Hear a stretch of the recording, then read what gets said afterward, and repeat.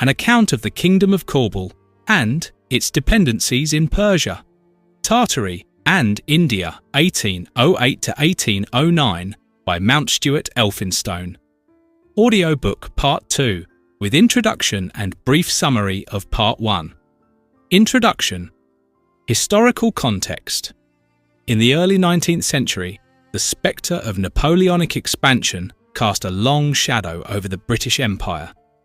Following Napoleon's overtures to Persia and the arrival of General Gardin's French military mission in Tehran in 1807, British authorities in India grew increasingly alarmed. There was genuine fear that French influence might extend through Persia into Afghanistan, potentially threatening the northern approaches to British India. The great game for supremacy in Central Asia was in its infancy, and Afghanistan, then known as the Kingdom of Caubul, occupied a strategic position as the gateway between Persia, Central Asia, and the Indian subcontinent.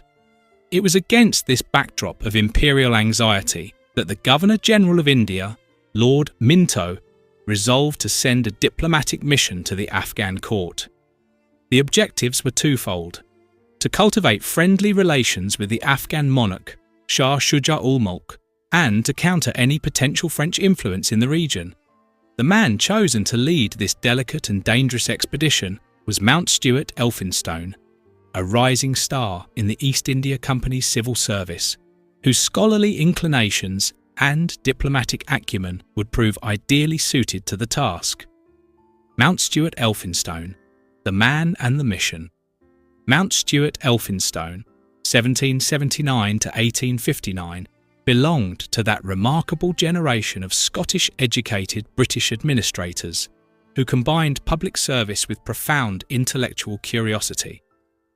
Born into the Scottish nobility, his father was the 11th Baron Elphinstone. He received his education at the Royal High School of Edinburgh before joining the East India Company's service in 1796 at the age of 17. By 1808, Elphinstone had already distinguished himself through his administrative abilities and his scholarly temperament. Unlike many of his contemporaries who viewed India merely as a place of commercial opportunity, Elphinstone approached his work with the sensibility of an Enlightenment intellectual. He read widely, observed keenly, and recorded meticulously, qualities that would make his account of the Kingdom of Caubul far more than a simple diplomatic report. The mission itself was undertaken with considerable pomp and preparation, as Elphinstone's narrative reveals. A large establishment of officers, surveyors, and military escort was assembled, accompanied by hundreds of camels and elephants. The journey from Delhi commenced in October 1808 and would take the party through the formidable deserts of Rajputana, across the Indus, and into the heart of Afghan territory, a journey of extraordinary hardship and danger. Importance of the book. Elphinstone's account of the Kingdom of Caubul, first published in 1815, stands as a landmark work in multiple respects. 1. Foundational text of Afghan studies. The book represents the first comprehensive, systematic study of Afghan society, politics, and geography available to the Western world. Elphinstone's observations on the Pashtun tribal system, with its emphasis on jirgas, councils, Melmastia, hospitality, and Nanawati, asylum, remain remarkably accurate even by modern anthropological standards. His descriptions of Afghan character, their fierce independence, love of liberty, and resistance to central authority have proven enduringly perceptive. 2. Masterpiece of travel literature. Beyond its scholarly value, the narrative stands as a work of considerable literary merit. Elphinstone's descriptions of the desert crossing, with its sandhills rising one after another like the waves of the sea, and his evocation of the sudden emergence from barren wilderness into the cultivated banks of the Indus, displayed genuine descriptive power. His portraits of the various chiefs and rulers encountered, the opium-addicted Shekhawuti Sirdars, the hospitable Bahawul Khan, the suspicious Nabob of Multan, bring the narrative vividly to life. 3. Historical Record of a Vanished World. The book preserves a detailed record of regions and societies that would undergo profound transformation in subsequent centuries. The Afghan kingdoms Elphinstone described, with their internal conflicts and precarious stability, would soon be swept away by the First Anglo-Afghan War, 1839 to 1842. A catastrophic conflict whose seeds can already be discerned in Elphinstone's observations of Afghan fractiousness and suspicion of foreign powers. 4. Foundation of British policy towards Afghanistan. For decades after its publication, Elphinstone's work served as the principal source of British knowledge about Afghanistan. Its influence can be traced in the policy debates preceding the First Anglo-Afghan War, and in the assumptions British administrators brought to their dealings with Afghan rulers. Elphinstone's warnings about the difficulties of subduing the Afghan tribes, however, were not always heeded, with disastrous consequences. 5. Ethnographic and anthropological value.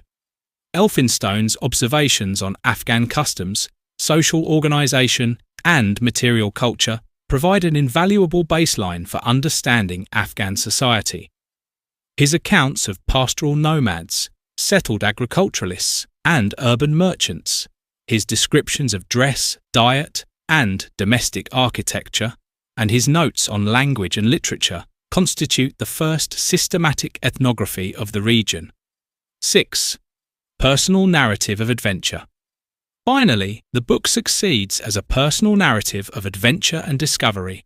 The journey itself, across trackless deserts, through territories controlled by hostile tribes, into regions where no European had previously ventured, possessed all the elements of romance and danger that captivated contemporary readers.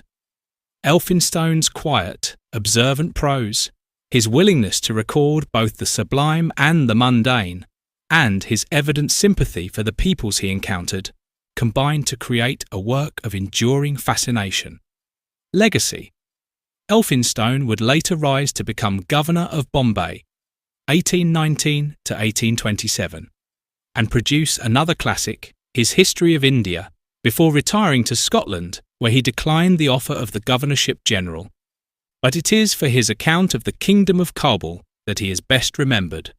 The book remains in print to this day, consulted by scholars, diplomats, and military officers seeking to understand the complex society that has so often confounded foreign intervention. In an age when Afghanistan once again occupies the attention of the Western world, Elphinstone's observations retain a striking relevance. His insights into Afghan character, tribal politics, and the limits of external power read less as historical curiosities than as enduring truths about a land that has consistently resisted foreign domination.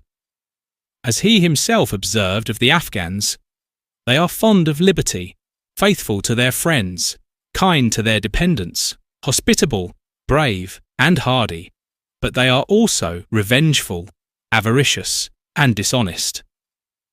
2 centuries of subsequent history have done little to alter the essential accuracy of this portrait. Major headlines from Part 1 of the audiobook: An account of the Kingdom of Caubul and its dependencies in Persia, Tartary, and India, 1808 to 1809 by Mountstuart Elphinstone. Departure and early journey. October 13th, 1808. Embassy departs from Delhi with a grand establishment including secretary, assistants, surveyors, and military escort, cavalry, infantry, irregular horse. First encounter with desert landscape near Khyber, massive sandhills and challenging terrain. Shekhawati region. Meeting with Raja Ubni Singh and other chiefs, noted for their opium use and rude manners. Description of the Shekhawati country, sandy plain with rocky hills, large towns, and predatory tribes. Later report of Chief Shaum Singh murdering 3 other chiefs. The Great Desert Crossing. October 30. Departure from Churu into the desert. Harrowing journey through sandhills, extreme depth of wells, up to 345 feet, water scarcity, suffering of troops, fever, dysentery, 40 deaths in first week at Bikaner, desert wildlife, rats, antelopes, wild asses, distinctive foxes. Bikaner. November 5. Arrival at Bikaner, a white city amid wilderness. Region invaded by 5 armies. Political tensions with Jodhpur. Visits exchanged with Raja Surat Singh, suspected of poisoning his brother. Raja offers fort keys to British, refused, Bahawalpur and the Hyphasis. November 26th. Emergence from desert to cultivated lands. Meeting with Bahawal Khan, notable for extraordinary hospitality and refusal of gifts. Visit to Bahawalpur, manufacture of silken lungis, crossing of the Hyphasis, Alexander's River. Multorn. December 11 to 30. 19-day halt at Multorn. Meetings with suspicious governor Serafraz Khan. Hunting, shooting, observing local agriculture and customs. First sight of the mountains of Afghanistan. Approach to the Indus. December 31st. First view of the Indus, crossing at Khyberee ferry on January 7th. Observation of Baloches, Jutes and Afghans. Dera Ismail Khan. January 11th to February 7th. Month-long halt visits from Dooraunee horsemen and wandering Karoti shepherds. Expedition to Tukhta Solomon, Solomon's throne, by Fraser and Harris. Encounters with Afghan tribes. Narrow escape from ambush. Final stages. February 7. Departure under guidance of Mullah Jafar Sistani. Reception of King's dress of honour and letter. Journey through Valley of Laji to Calla-baugh. Observations of Issaquah tribe. Robbers yet civil, with striking simplicity and equality among them. Part 2. An account of the Kingdom of Caubul and its dependencies in Persia, Tartary and India 1808 to 1809. While in the Issaquah country, we were met by Musa Khan Alakozia, the Dooraunee nobleman who was sent by the king to conduct us to court. He was a tall man, rather corpulent, but of a good figure. He had a fine beard and was handsomely dressed in cloth of gold with fine shawls. His sword and other accoutrements were mounted in gold. His horses were good, his trappings handsome, and he had good pistols in his holsters, with lions' heads in gold upon the butts. Though he scarcely looked 40, he was near 60, had been engaged in civil and foreign wars, and had been raised by his party during a rebellion to the high rank of Sirdar. He had travelled in his own country, and had long been stationed in Kashmir, in praise of which country, or rather of its licentious pleasures, he used often to enlarge. Altogether, I found him very lively and entertaining, and perfectly gentlemanlike in his manners. He was accompanied by a party of 400 or 500 horse, who belonged to a Kalmuk Dusta regiments, though I saw no Kalmuks among them. He was also accompanied by the chiefs of the Afghan tribes of Bungush and Kutuk, and by the chief of the town of Khyber, plain men like Arabs, who accompanied us as far as the plain of Peshawer, each bringing a strong body of militia as we entered his lands. Calla-baugh, where we left the plain, well deserves a minute description. The Indus is here compressed by mountains into a deep channel, only 350 yards broad. The mountains on each side have an abrupt descent into the river, and a road is cut along their base for upwards of 2 miles. It had been widened for us, but was still so narrow, and the rock over it so steep that no camel with a bulky load could pass. To obviate this inconvenience, 28 boats had been prepared to convey our largest packages up the river. The first part of this pass is actually overhung by the town of Calla-baugh, which is built in a singular manner upon the face of the hill, every street rising above its neighbour, and, I imagine, only accessible by means of the flat roofs of the houses below it. As we passed beneath, we perceived windows and balconies at a great height, crowded with women and children. The road beyond was cut out of solid salt, at the foot of cliffs of that mineral, in some places more than 100 feet high above the river. The salt is hard, clear, and almost pure. It would be like crystal were it not in some parts streaked and tinged with red. In some places, salt springs issue from the foot of the rocks and leave the ground covered with a crust of the most brilliant whiteness. All the earth, particularly near the town, is almost blood red, and this, with the strange and beautiful spectacle of the salt rocks and the Indus flowing in a deep and clear stream through lofty mountains, past this extraordinary town, presented such a scene of wonders as is seldom to be witnessed. Our camp was pitched beyond the pass, in the mouth of a narrow valley, and in the dry bed of a torrent. Near it were piles of salt in large blocks, like stones at a quarry, lying ready for exportation, either to India or Khorasan. It would have taken a week to satisfy us with the sight of Calla-baugh, but it threatened rain, and had the torrent filled while we were there, our whole camp must have been swept into the Indus. On the 16th of February, we marched up the valley, which became narrower as we advanced. After proceeding about 7 miles, we entered a winding passage, so narrow that in many places our camels could scarcely pass. The rock rose some 100 feet on each side. This passage continued with a gentle ascent for 3 or 4 miles, during which time we saw nothing but the rocks on each side and the sky overhead. At length the ascent grew more sudden. The hills on each side became gradually lower and more sloping, and after going over some very rough and steep road, we reached the top of the pass. The view that now presented itself was singularly wild and desolate.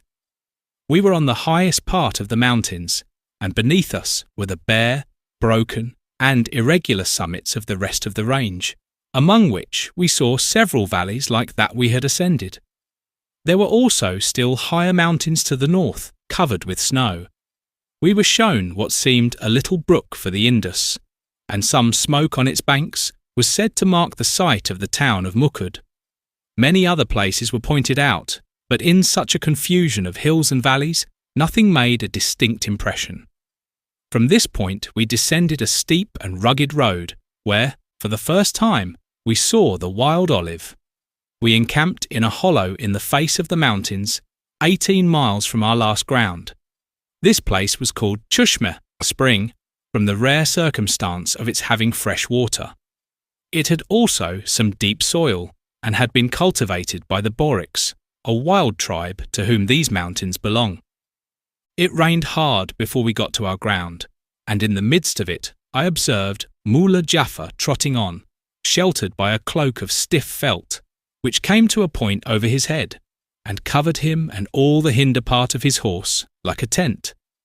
Behind him was his servant, with a culloon packed into boxes, which were fixed to his saddle like holsters, and a chafing dish of burning charcoal swinging from a chain beneath his horse's belly, and sparkling in spite of the rain. The rain continued all night, and next morning we found it almost impossible to move.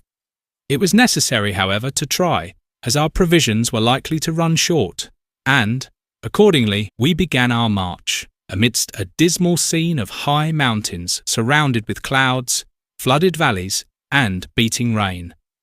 Our road lay down a steep pass, and then down the channel of a salt torrent, which was running with great force. Though we began to load the cattle at noon, it was late at night before any of us reached a recess between the torrent and the rocks, only 1.5 miles from the place we had left.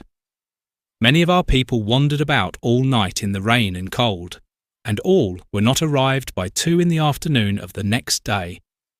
Some of our camels died during the march, and the Borics took advantage of the confusion and disorder to plunder some of our baggage.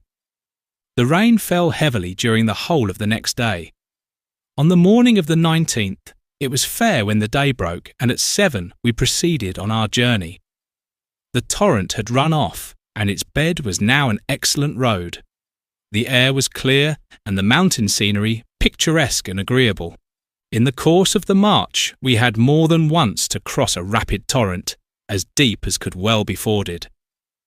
On its banks we met Musa Khan, who we marched forward on the 16th, and was soon unable either to advance or return. His provision had run out, and there had been a battle in his camp, and several persons wounded. Some of his men had been carried down in endeavouring to swim the torrent, but they had regained the shore, and no lives were lost. We afterwards went on through the hills, and crossed 2 kotuls or passes, from the last and steepest of which we descended into Malgene. This was a green and pleasant valley, about 12 miles long and 5 broad, surrounded by mountains, of which the most remote, those on the north and west, were covered with snow. The troops, and part of the baggage, had arrived by sunset, when a report was brought that our rear was attacked. Our own cavalry, and some of the Kalmucks, were sent back, and arrived in time to prevent any serious loss. It was however too late for the rest of the baggage to cross the Kotul, and a company of sepoys was sent over to protect them. Next morning we were all assembled and enabled to enjoy a day's rest, which was much required after the distresses of the journey. Our sepoys and followers had not had a regular meal for 3 days, during which time they were exposed to all the inclemency of the weather. It was surprising how well they bore the cold, which, although there was no frost, was so severe that even some of the European part of the mission were glad to wear a fur pelisse and overalls night and day during the rain. We marched again on the 21st of February and, after crossing a low rocky pass, descended into the country of the Shodi Kyle, whose principal village we passed. It was very pleasingly situated among trees on the banks of the Tow, a deep and clear stream flowing rapidly through a picturesque valley, the view up which was terminated at no great distance by snowy mountains. The roads near this were crowded with Afghans, some of whom welcomed us, while all behaved with civility. At our encamping ground, near the very large village of Doda, we were met by Omar Khan, the son of the Bungush chief, with 700 or 800 matchlock men dressed in blue. This place was in the plain of Kohout, which is a circle of about 12 miles in diameter. The hills around were varied and picturesque, and those above the town of Kohout were covered with snow. The plain was green and well watered, and there were little groves up and down its face. The climate was delightful. Snow never lies long on the lower hills about Kohout, and had not fallen in the plain for some years. The fruits and flowers of all climates were said to be produced in the plain. We reached Kohout on the next day. It was a neat town, and had a little fort on an artificial mound, which had been ruined in a struggle for the chiefship that was scarcely settled when we were there. Near the town runs a stream, as clear as crystal, which issues from 3 fountains, and is first collected in a reservoir not far below. The chief accompanied us to see these springs, and then left us to breakfast on excellent butter, milk, eggs and honey which he had provided in great plenty. He also presented me with a box of mumia, or mummy, made at Kohout. It was of the kind called mumia madane, or mummy of the mine. It is made from a sort of stone, which is boiled in water after being reduced to powder. An oil floats on the top, which hardens into a substance of the appearance and consistence of coal. It is a famous medicine throughout all the East, and is said to operate almost miraculous cures of fractures. Here we found a garden, which afforded us great delight, though perhaps a portion of its charms consisted in its abounding in English plants, from which we had been long estranged in the climate of India. Their beauty was rather augmented than diminished in our eyes by their being out of leaf and putting forth new buds. The garden spread along the bank of the stream I have described. It was enclosed by a hedge full of wild raspberry and blackberry bushes, and contained plum and peach trees in full blossom, weeping willows, and plane trees in leaf, together with apple trees, and many others that could not be distinguished from having lost their foliage. There were also numerous fine vines, as thick as a man's leg, twisted round the trees, as if they were wild. The walks were covered with green sod, which looked the more English, because some withered grass was seen among the full, soft and fresh verdure of the new year. There was also clover, chickweed, plantains, ribgrass, dandelions, common dock, and many other English weeds. We saw here a bird, very like a goldfinch, and another of the same size, remarkable for the beauty of its plumage, which was of the finest crimson, except on the head and wings, which were black. Some of the gentlemen thought they saw and heard thrushes and blackbirds. The celebrated bidi mishk was among the plants of this garden, and I was surprised to find it was a sort of willow with sweet-scented yellow flowers, of which the bees are very fond, and well known in Britain by the name of palm. On the 23rd of February, we marched from Kohat, and, in about 3 miles, came to the foot of a tremendous Katul. The road up was only 1.5 miles long, although it wound much, but it was exceedingly steep, and often went over large pieces of rock, which it was surprising that any animals could surmount. We went up with Musa Khan, and, when we reached the top, we sat down to wait till the camels should pass. We were joined by the Bungush chiefs and some Dooraunees of Musa Khan's party, and spent 2 hours in conversation.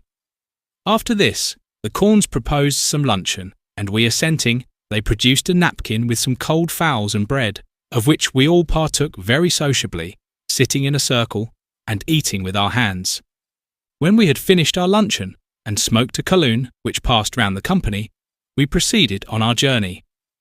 We then descended into a valley about 500 yards broad, belonging to the tribe of Khyber, whose predatory character is so well described by Mr. Foster. Asterisk. Footnotes. To show the dread entertained of the Khyberees, Mr. Foster mentions an Armenian, who, after he had reached Peshawer on his way to Caubul, was so terrified at what he heard of them that he went round by Multhorn, a journey of 9 weeks instead of one of 11 days, rather than venture into their haunts. We saw many of these marauders in the course of our march, but our baggage was too well guarded to allow of their attacking it. We halted that day at Zergun Kyle, and it is remarkable that the hills were so high and the valleys so deep in this march that the surveyor could not see the sun to take an observation at noonday. We marched early next morning, and, after some fine views in the valley, we reached its mouth when a vast range of snowy mountains began to appear, and soon disclosed a spectacle of unequalled magnificence. We learned from our guides that it was part of the chain of Hindu Kush, the Indian Caucasus, and that, immediately beyond it, were Kashgar, Badakhshan, and Tartary. By this time we had approached a little ruined tower in the mouth of the valley and discovered a great many armed Khyberees sitting on the hills, looking wistfully at the camels passing. Musa Khan immediately halted the few horse he had with him and proposed that we should stay at the tower till all our baggage was passed. Thither we went, and presently were joined by all the Khyberees in a body. The chiefs only came up to us and asked for a present, but Musa Khan told them to come to our camp after everything was passed, and we would consider of it, an arrangement they did not seem to approve. It gave me a strange notion of the system of manners in Caubul, that these avowed robbers should come up and ask for a present, and that Musa Khan, in his rich dress and golden arms, should sit almost unattended in the midst of their matchlocks and refuse them. We were now entered on the plain of Peshawer, over which we continued to march till 3 in the afternoon, when we encamped at the village of Budabir, 6 miles from the city. Though I do not intend to touch on my negotiations, it will elucidate my intercourse with the people at Peshawer to state the manner in which the mission was regarded at court. The news of its arrival reached the king while on his way from Kandahar, and its object was at first regarded with strong prejudice and distrust. The king of Caubul had always been the resource of all the disaffected in India. To him, Tipu Sultan, Vizier Ali, and all other Mohammedans, who had a quarrel either with us or the Marathas, had long been in the habit of addressing their complaints, and, in later times, Holkar himself, a Maratha, had sent an embassy to solicit assistance against us. Runjit Singh, the Raja, or, as he calls himself, the King of the Punjab, took alarm at the opening of a communication between two powers whom he looked on as his natural enemies, and did all he could to convince the court of Caubul of the dangerous nature of our designs. The Hakims of Laya, of Multan, and of Sind, each imagining that the embassy could have no other object but to procure the cession of his particular province, did what they could to thwart its success. And, at the same time, the Dooraunee lords were averse to an alliance which might strengthen the king to the detriment of the aristocracy, and the king himself thought it very natural that we should profit by the internal dissensions of a neighbouring kingdom and endeavour to annex it to our empire. The exaggerated reports he received of the splendour of the embassy and of the sumptuous presents by which it was accompanied seem more than anything to have determined the king to admit the mission, and to give it an honourable reception. When the nature of the embassy became known, the king, without laying aside his distrust, appears to have entertained a hope that he might derive greater advantage from it than he had at first adverted to, and it then became an object with each of the ministers to obtain the conduct of the negotiations. There were two parties in the court, one headed by Akram Khan, a great Dooraunee lord, the actual prime minister, and the other composed of the Persian ministers who, being about the king's person and entirely dependent on his favour, possessed a secret influence, which they often employed in opposition to Akram Khan. The chief of these was Mir Abul Husn Khan. This last party obtained the earliest information about the embassy and managed to secure the Memandare, but it was still undetermined who would be entrusted with the negotiation. The Persians took pains to convince me that the king was jealous of Akram Khan and the great Dooraanees, and wished to treat with us through his personal and confidential agents. And Akram sent me a message by an adherent of his own to say that he wished me well and desired to be employed in my negotiations, but that if I left him out, I must not complain if he did all in his power to cross me. From that time, his conduct was uniformly and zealously friendly, nor did he expect that any reserve should be maintained with the opposite party, a circumstance in his character that prevented much embarrassment. He had, however, marched for Kashmir when I arrived, and to this I attribute many alterations to which I was at first exposed. On the morning of the 25th, after some confusion about the mode of our reception, we made our entry into Peshawar. There was a great crowd all the way. The banks on each side of the road were covered with people, and many climbed up trees to see us pass. The crowd increased as we approached the city, but we were put to no inconvenience by it, as the king's horse that had come out to meet us charged the mob vigorously and used their whips without the least compunction. One man attracted particular notice. He wore a high red cap of a conical shape, with some folds of cloth round the bottom, and a white plume. He had a short jacket on skin, black pantaloons, and brown boots. He was an uncommonly fine figure, tall and thin, with swelling muscles, a high nose, and an animated countenance. He was mounted on a very fine grey horse, and rode with long stirrups, and very well. He carried a long spear without a head, with which he charged the mob at speed, shouting with a loud and deep voice. He not only dispersed the mob, but rode at grave people sitting on terraces with the greatest fury, and kept all clear wherever he went. His name was Rusul Devorna, or Rusul the Mad. He was well known for a good and brave soldier, but an irregular and unsettled person. He afterwards was in great favour with most of the mission, and was equipped in an English helmet and cavalry uniform, which well became him. By the time we had entered the town, the roads were so narrow that our progress became very slow, and we had time to hear the remarks of the spectators, which were expressive of wonder at the procession and of goodwill towards us. But the crowd and bustle were too great to admit of any distinct observations. At length we reached the house prepared for us, and were ushered into an apartment spread with carpets and felts for sitting. Here we were seated on the ground in the Persian manner, and trays of sweetmeats were placed before us. They consisted of sugared almonds, and there was a loaf of sugar for making sherbet in the midst of each tray. Soon after, our conductors observed that we required rest and withdrew. We had now time to examine our lodging, which expected at a town which is not the fixed residence of the court, and where many of the principal nobility were forced, during their stay, to put up with very mean dwellings.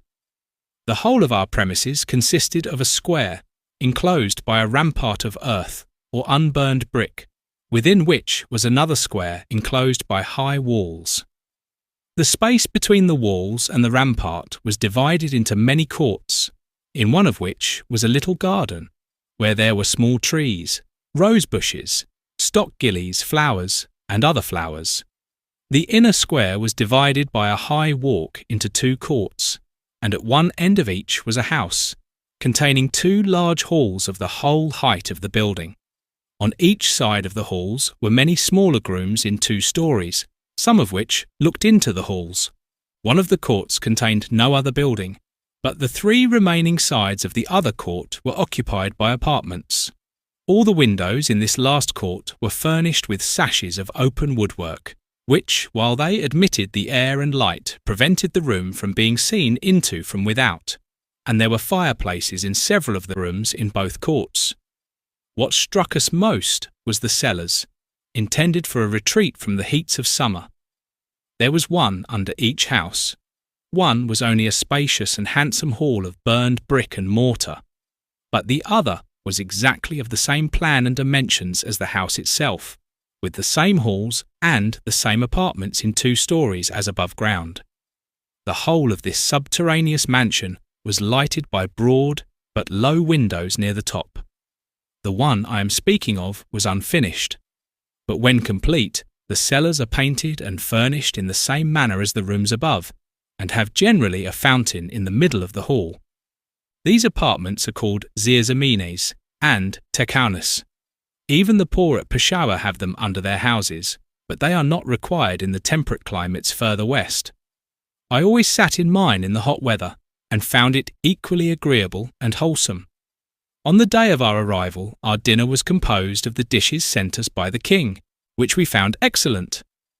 Afterwards, we had always our English meals, but the king continued to send breakfast, luncheon, and dinner for ourselves, with provisions for 2,000 persons, a number exceeding that of the embassy, and 200 horses, besides elephants and so on. Nor was it without great difficulty that I prevailed on His Majesty, at the end of a month, to dispense with this expensive proof of his hospitality. I had much intercourse with Sher Muhammad Khan, the brother of Akram Khan, and Mirzawi Khan, the Diwan of the same minister, who had been left on purpose to receive the mission.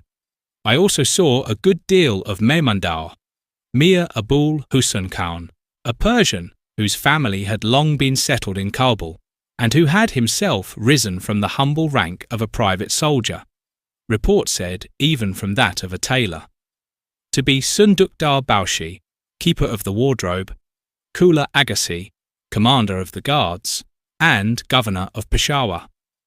He had a very fair complexion and red cheeks. I received visits after my arrival from many persons of rank who came on the king's part or their own, but his person was small, his voice feeble, and his manner timid, so that our first impression of him was unfavourable. He, nevertheless, turned out to be one of the best of his nation, and to have a degree of simplicity about him seldom met with in a Persian. The first week after our arrival passed without our being introduced to the king, in consequence of a dispute about the forms of our presentation.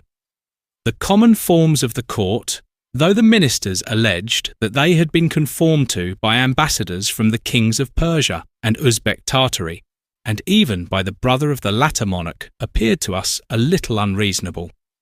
The ambassador to be introduced is brought into a court by 2 officers, who hold him firmly by the arms. On coming in sight of the king, who appears at a high window, the ambassador is made to run forwards for a certain distance, when he stops for a moment and prays for the king. He is then made to run forward again and prays once more, and after another run the king calls out, "Kelut," address, which is followed by the Turkish word, "Get sheen," begone, from an officer of state, and the unfortunate ambassador is made to run out of the court and see no more of the king unless he is summoned to a private audience to His Majesty's closet. Everything, however, was in the end adjusted, and on the morning of the 5th of March we set out in procession for the palace. We passed for about 3/4 of a mile through the streets, which, as well as the windows and roofs of the houses, were crowded with spectators. At length we reached an open space under the palace or castle in which the king resides. This space was filled with people, who covered the side of the hill on which the castle stands, like the audience at a theatre. When we reached the gate over which the king's band was playing, we were requested to leave the greater part of our attendants behind, and here our drums and trumpets were required to cease playing. Some time after we entered this gateway, we dismounted, and, after walking about 100 yards, we ascended a flight of steps and entered a long, narrow room, where about 150 persons were seated in great order along the walls. This was called the Kishik Kauna, or guard room. It had never been handsome, and was now out of repair. It was spread with carpets and felts. We were led straight up to the head of the room, where several men, richly dressed, rose as we approached, and we were received by a fair and portly personage, whom I afterwards understood to be the king's imam and the head of the religious establishment. He bowed as I came up, took my hands between his, and placed me by him, after which he went through the usual forms of welcome and inquiries. Opposite to me were many of the chief lords of the court, some of whom had their caps ornamented with jewels and surmounted by plumes. Lower down were many persons, some like Persians and some like Dooraunees, and still lower were some of the chiefs of the hill tribes near Peshawer. At the bottom were several persons in the strange, fanciful caps which are employed to distinguish the officers of the household. Little taste is displayed in them, and the effect is not good. The imam was a ruddy, good-humoured looking man, about 40, dressed in a shawl mantle lined with fur, and, in all respects, like a layman. He, however, soon cleared up his character by beginning a discourse on religion. He inquired respecting the different sect among Christians, and explained those of his own religion. A good-looking and well-dressed man, who sat on the opposite side of the room at some distance, then inquired into the state of learning in England, the number of universities, and the science taught at those seminaries. When these questions were answered, the same person desired an explanation of our astronomical system. But at this time, the Chausboshi entered, and called out some words on which all present, except Mir Abul Husson and his son, rose and followed him. We had before this, more than once, heard a noise like a charge of cavalry, which was occasioned by the iron-heeled boots of the guards and others, who were introduced by divisions to salute the king, and who retired at a run after the ceremony was over. We were now left for some time in the Kishik Kauna, during which Mir Abul Husson conversed with us, and discovered a most extraordinary ignorance of everything concerning us. He had at first thought that Calcutta was in England, and now discovered his belief that the gentlemen of the embassy were born in India, though of English parents. At length the Chausboshi came to us. He had been labouring hard at a list of our names, and gave it up with the appearance of extreme vexation, in despair of mastering such a collection of strange words. He now explained the ceremonies to be observed in a very courteous manner, and then entreated us severally to whisper our names to him when he should touch us. The court was oblong, and had high walls, painted with the figures of cypresses. In the middle was a pond and fountains. The walls on each side were lined with the king's guards 3 deep, and at various places in the court stood the officers of state, at different distances from the king, according to their degree. At the end of the court was a high building, the lower story of which was a solid wall, ornamented with false arches, but without doors or windows. Over this was another story, the roof of which was supported by pillars and Moorish arches, highly ornamented. In the centre arch sat the king, on a very large throne of gold or gilding. His appearance was magnificent and royal. His crown and all his dress were one blaze of jewels. He was elevated above the heads of the eunuchs who surrounded his throne, and who were the only persons in the large hall where he sat. All was silent and motionless. On coming in sight of the king, we all pulled off our hats and made a low bow. We then held up our hands towards heaven, as if praying for the king, and afterwards advanced to the fountain, where the Kausboshi repeated our names, without any title or addition of respect, ending, "They have come from Europe as ambassadors to your majesty. May your misfortunes be turned upon me." The king answered in a loud and sonorous voice, "They are welcome," on which we prayed for him again, and repeated the ceremony once more when he ordered us dresses of honour. After this, some officer of the court called out something in Turkish, on which a division of the soldiers on each side filed off and ran out of the court, with the usual noise of their boots on the pavement, accompanied by the clashing of their armour. The call was twice repeated, and at each call a division of troops ran off. At the fourth, the corns ran off also, with the exception of a certain number, who were now ordered to come forward. The king, in the meantime, rose majestically from his throne, descended the steps, leaning on two eunuchs, and withdrew from our sight. The khans who were summoned ran on as usual, while we walked on to the foot of a staircase, covered with a very rich carpet. We paused here till the khans had run up and were arranged, after which we ascended and entered the hall, where the king was now seated on a low throne opposite the door. We stood in a line while the king of Caubul asked after the health of his majesty and the governor-general, inquired into the length of our journey, and expressed his wish that the friendship between his nation and ours might be increased, to all which I made very brief replies. The gentlemen of the embassy now retired, leaving me and Mr. Strachey, who were desired to seat ourselves near his majesty. The imam and the munshi boshi, or head secretary, stood near us, and the other khans stood along one side of the hall.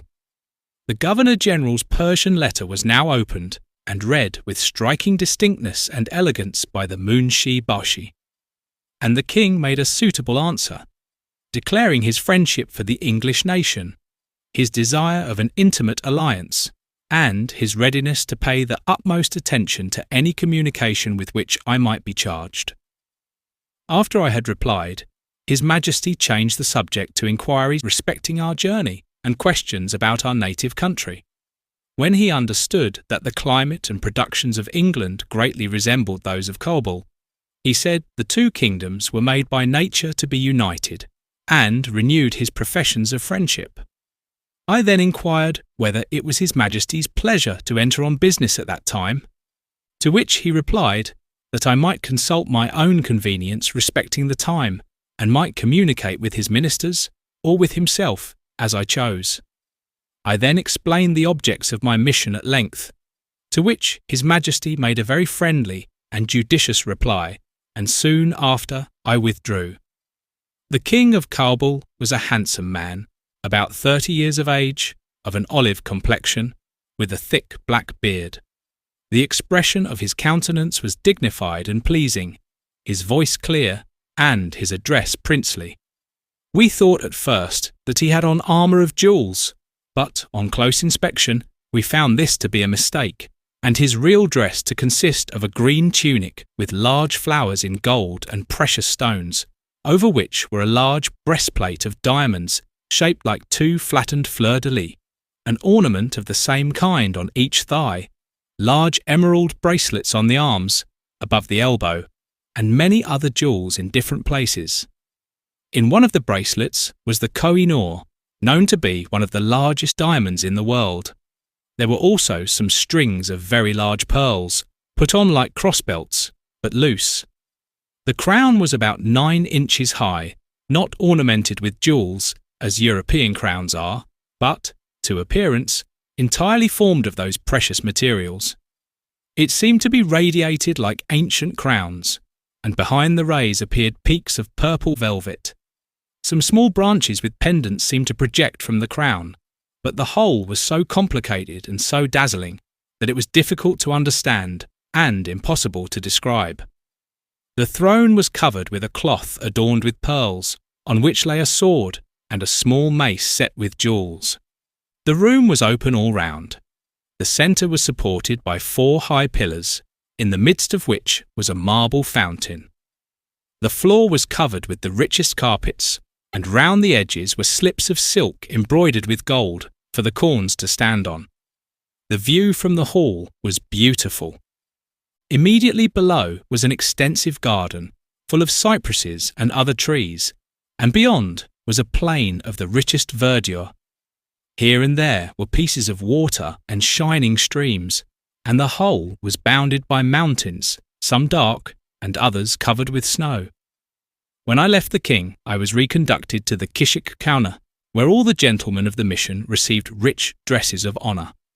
In the above description, I have chiefly confined myself to what was splendid in the ceremony. I must, however, mention before I conclude that although some things, the appearance of the king in particular, exceeded my expectations, others fell far short of them, and all bore less the appearance of a state in prosperity than of a splendid monarchy in decay. Such is the public ceremonial of the court of Caubul. I had afterwards an opportunity of seeing the forms observed by the king in more familiar intercourse. His Majesty had expressed a desire to see Mr. Strachey and me in private, in an apartment belonging to the seraglio, and, as this was not a place to which strangers were usually admitted, we were requested to come slightly attended and in the night. Accordingly, we were conducted by the son of our Memandar to the side of the Bala Hissar, opposite to that where our public reception took place.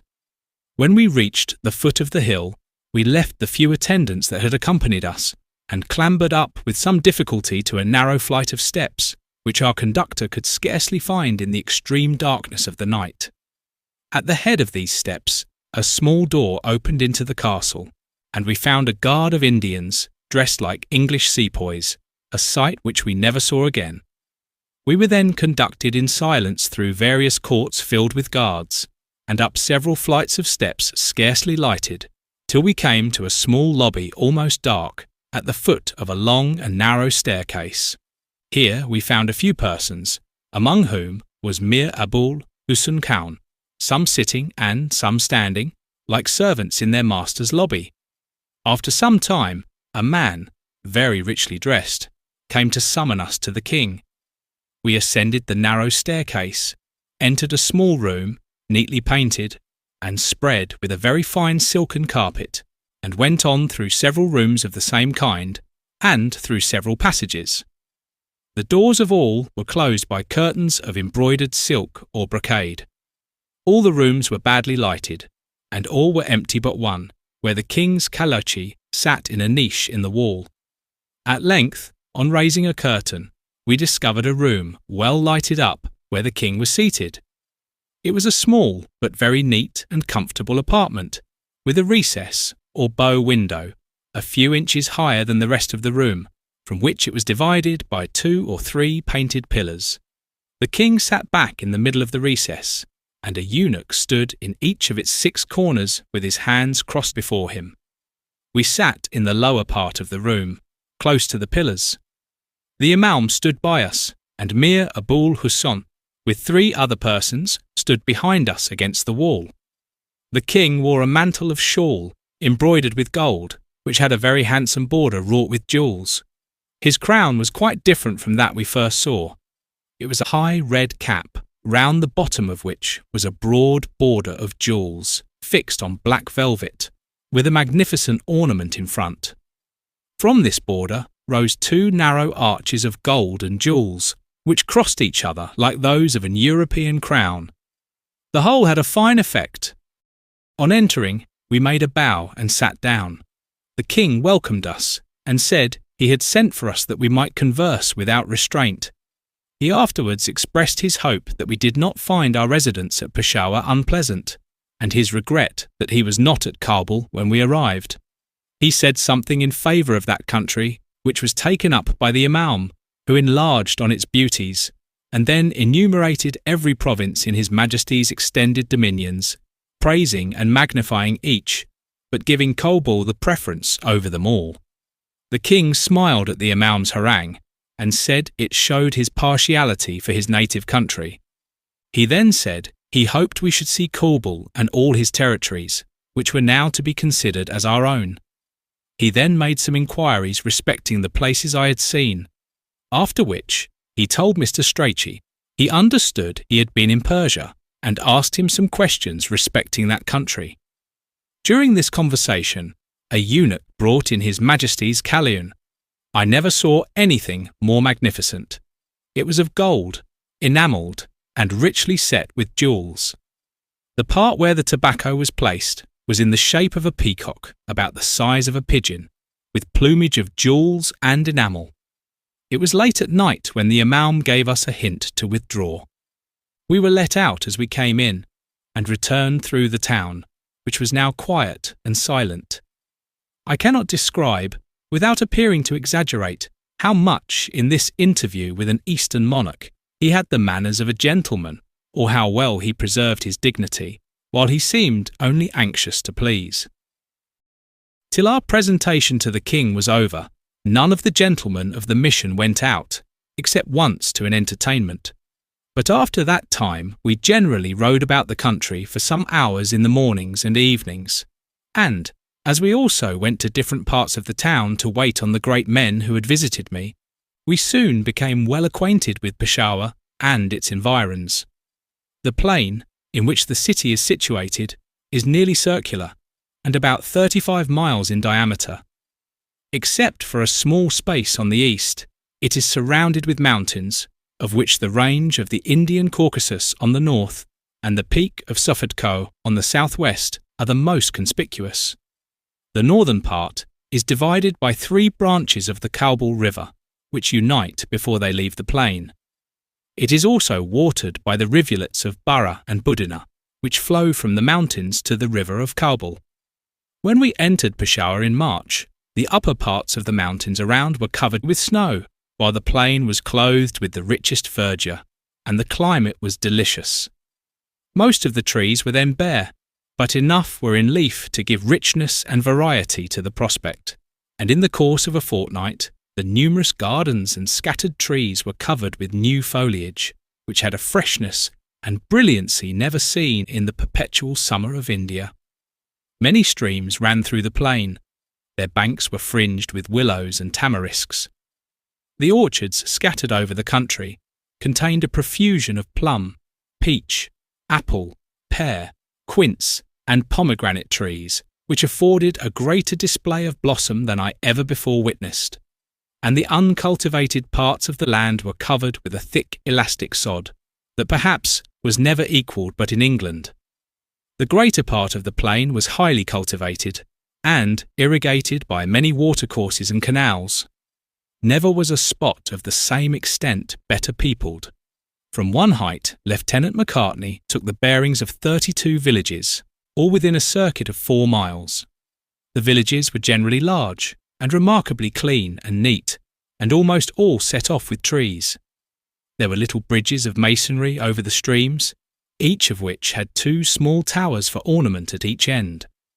The greater part of the trees on the plain were mulberries or other fruit trees. Except a few picturesque groups of dates, the only tall trees were the Ficus religiosa, or peepul, and the tamarisk, which last grows here to the height of 30 or 40 feet. Its leaves, being like those of the cypress and very thick, the groves composed of it are extremely dark and gloomy. The town of Peshawer itself stands on an uneven surface. It is upwards of 5 miles round and contains about 100,000 inhabitants. The houses are built of brick, generally unburnt, in wooden frames. They are commonly 3 stories high, and the lower story is generally occupied by shops. The streets are narrow, as might be expected, where no wheeled carriages are used. They are paved, but the pavement sloping down to the kennel, which is in the middle. They are slippery and inconvenient. 2 or 3 brooks run through different parts of the town, and even there are skirted with willows and mulberry trees. They are crossed by bridges, none of which, however, are in the least remarkable. There are many mosques in the town, but none of them, or of the other public buildings, deserve notice, except the Bala Hissar and the fine caravanserai. The Bala Hissar is a castle of no strength on a hill north of the town. It contains some fine halls, commands a romantic prospect, and is adorned with some very pleasing and spacious gardens. But as it is only the occasional residence of the king, it is now much neglected. On the north it presents a commanding aspect, but a view of it from the side nearest the town discloses strong signs of weakness and decay. Some of the palaces of the great are splendid, but few of the nobility have houses here. The inhabitants of Peshawar are of Indian origin, but speak Pushtu as well as Hindi. There are, however, many other inhabitants of all nations, and the concourse is increased during the king's visits to Peshawar. We had many opportunities of observing this assemblage in returning from our morning rides, and its effect was heightened by the stillness and solitude of the streets at the early hour at which we used to set out. A little before sunrise, people began to assemble at the mosques to their morning devotions. After the hour of prayer, some few appeared sweeping the streets before their doors, and some great men were to be seen going to their early attendance at court. They were always on horseback, preceded by from 10 to 12 servants on foot who walked pretty fast, but in perfect order and silence. Nothing was heard but the sound of their feet. But when we returned, the streets were crowded with men of all nations and languages, in every variety of dress and appearance. The shops were all open. Dried fruits and nuts, bread, meat, boots, shoes, saddlery, bales of cloth, hardware, ready-made clothes, and postines, books, and so on, were either displayed in tiers in front of the shops or hung up on hooks from the roof. Amongst the handsomest shops were the fruiterers, where apples, melons, plums, and even oranges, though these are rare at Peshawar, were mixed in piles with some of the Indian fruits, and the cook shops, where everything was served in earthen dishes, painted and glazed so as to look like china. In the streets were people crying greens, curds, and so on, and men carrying water in leathern bags at their backs and announcing their commodity by beating on a brazen cup, in which they give a draught to a passenger for a trifling piece of money.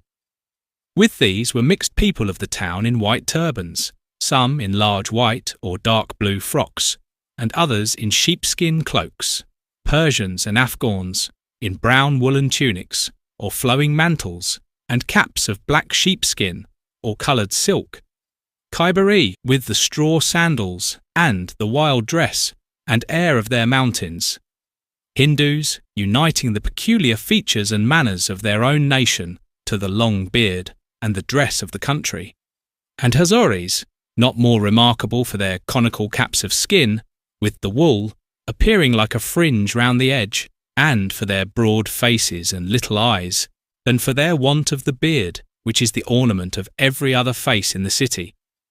Among these might be discovered a few women with long white veils that reached their feet, and some of the king's retinue, in the grotesque caps and fantastic habits which mark the class to which each belongs. Sometimes a troop of armed horsemen passed, and their appearance was announced by the clatter of their horses' hoofs on the pavement, and by the jingling of their bridles. Sometimes, when the king was going out, the streets were choked with horse and foot, and dromedaries bearing swivels and large waving red and green flags, and at all times loaded dromedaries, or heavy Bactrian camels, covered with shaggy hair, made their way slowly through the streets, and mules, fastened together in circles of 8 or 10, were seen off the road, going round and round to cool them after their labour, while their keepers were indulging at an eating-house, or enjoying a smoke of a hired cologne in the street. Amidst all this throng, we generally passed without any notice, except a salam alaikum from a passenger, accompanied by a bow with the hands crossed in front, or an application from a beggar, who would call out for relief from the Feringi corns, admonish us that life was short and the benefit of charity immortal, or remind us that what was little to us was a great deal to him. It sometimes happened that we were descried by a boy from a window, and his shout of "Uf Feringji" would bring all the women and children in the house to stare at us till we were out of sight. The roads in the country were seldom very full of people, though they were sometimes enlivened by a group of horsemen going out to forage and listening to a pushtu, or Persian song, which was shouted by one of their companions. It was common in the country to meet a man of the lower order with a hawk on his fist and a pointer at his heels, and we frequently saw fowlers catching quails among the wheat after the harvest was far enough advanced. A net was fastened at one corner of the field. 2 men held each an end of a rope stretched across the opposite corner and dragged it forward so as to shake all the wheat and drive the quails before it into the net, which was dropped as soon as they entered. The numbers caught in this manner are almost incredible. Nothing could exceed the civility of the country people. We were often invited into gardens, and we were welcomed in every village by almost every man that saw us. They frequently entreated the gentlemen of the embassy to allow them the honour of being their hosts, and sometimes would lay hold of their bridles and not permit them to pass till they had promised to breakfast with them on some future day, and even confirmed the promise by putting their hands between theirs. From the nature of the country, the charms of which were heightened by novelty, and by the expectations we formed of the sights and incidents which we should meet with among so wild and extraordinary a people, it may be supposed that these morning expeditions were pleasing and interesting. Our evening rides were not less delightful when we went out among the gardens round the city and admired the richness and repose of the landscape, contrasted with the gloomy magnificence of the surrounding mountains, which were often involved in clouds and tempests, while we enjoyed the quiet and sunshine of the plain. The gardens are usually embellished with buildings, among which the cupolas of Mohammedan tombs make a conspicuous figure. The chief objects of this nature are a lofty and spacious building, which ends in several high towers, and, at a distance, has an appearance of grandeur, which I believe it does not preserve on a nearer view. A garden house, which has once been splendid, erected by Ali Murdon Khan, a Persian nobleman who has filled the country, from Meshid to Dili, with monuments of his taste and magnificence, and some considerable tombs and religious edifices, more remarkable from their effect in enlivening the prospects of the groves with which they are surrounded than for any merit of their own. The Emperor Babur speaks in raptures of the country round Peshawer, and paints, in the most glowing colours, the anemones and other wild flowers that cover the meadows in the neighbourhood. With all my respect for the accuracy of this illustrious author, I must confess I saw nothing to justify his descriptions, but the want of those rich prospects was compensated in our eyes by the dandelion and other weeds which are common in England. I must, however, mention the abundance of roses, which struck me much towards the beginning of summer. At that time, scarcely a beggar or a ragged boy was to be seen, whose hands were not filled with those flowers. In the gardens, indeed, flowers are abundant, and disposed with considerable taste. A description of one of them that belonged to the king, and is the finest at Peshawer, will give a true, though favourable idea of the rest. It is called the Garden of Shah Zaman. Its shape is oblong. Some handsome structures belonging to the Bala Hissar form the southern side, and part of the hill on which that castle stands is included in the garden. The other sides are enclosed with walls. The northern part of the garden, which is cut off from the rest, is laid out irregularly and is full of trees. The remainder forms a square divided by avenues, which cross each other in the middle of the garden. That which runs from east to west is formed by stately rows of alternate cypresses and planes, and contains 3 parallel walks and 2 long beds of poppies. At the east end of this walk is the entrance, and, at the west, a handsome house, containing a hall and 2 other apartments. The space from north to south is also bordered by cypresses and planes, beneath which are bushes, planted very thick of red, white, yellow, and China roses, white and yellow jasmine, flowering cistus, and other flowering shrubs, of which I have seen some in England or India, and others were entirely new to me. At the north end of this opening is a house, such as I have already described.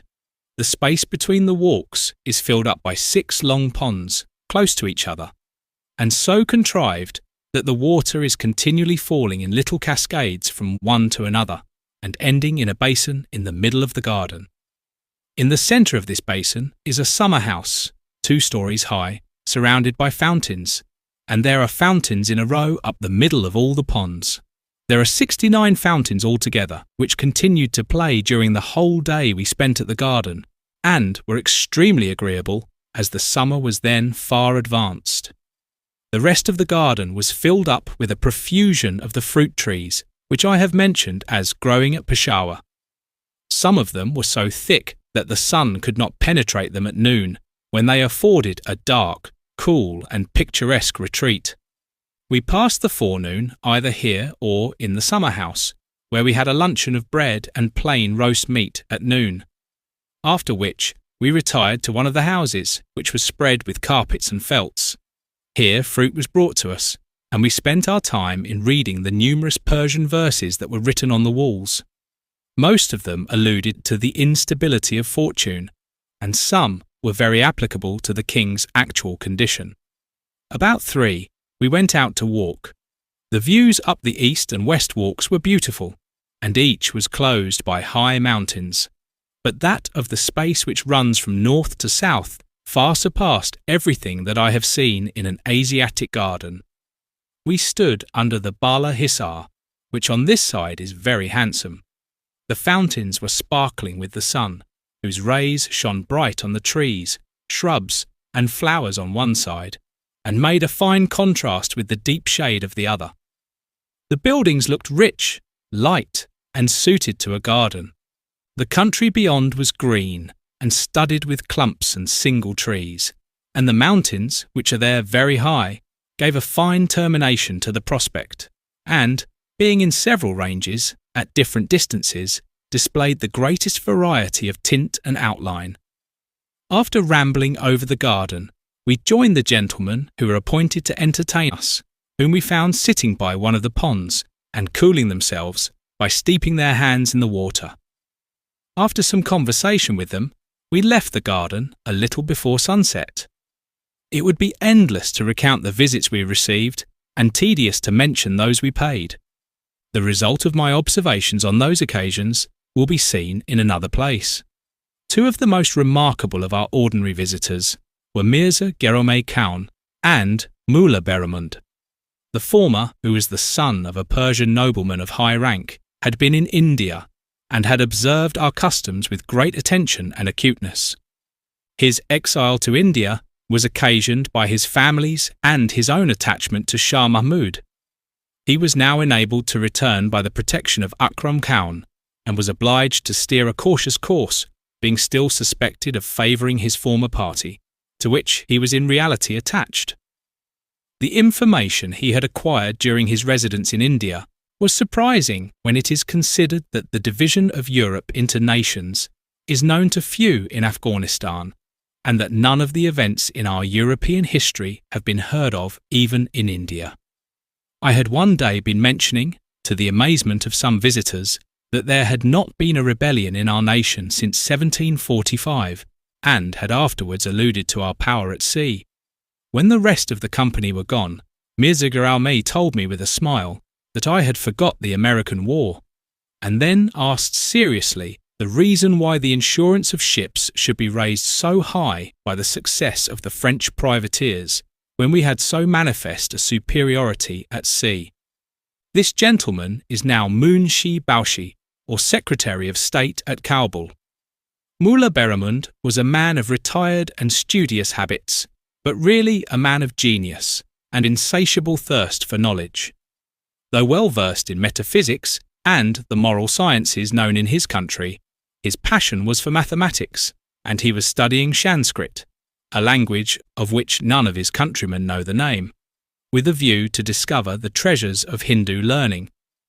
We had many other mullahs, some learned and some worldly, some deists, others rigid Mohammedans, and some overflowing with the mystical doctrines of the Sufis.